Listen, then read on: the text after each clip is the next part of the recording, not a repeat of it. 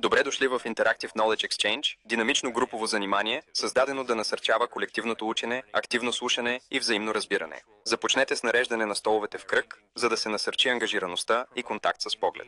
Подгответе въпрос, който провокира размисъл, като например: какво е образованието или каква е разликата между комуникацията и предаването? Започнете сесията, като поканите участниците да се представят лично, споделяйки своето име, мечти или уникални стремежи. След това представете темата за дискусия и поканете участниците да споделят своите мисли.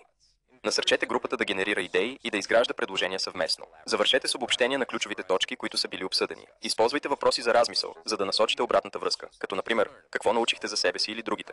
Как се промени вашата перспектива по темата? Какви умения практикувахте по време на сесията? Завършете, като благодарите на участниците за техния принос и споделите информация за следващата сесия. Интерактивният обмен на знания е отличен начин за откриване на нови идеи, изграждане на по-дълбоки връзки и развитие на важни умения.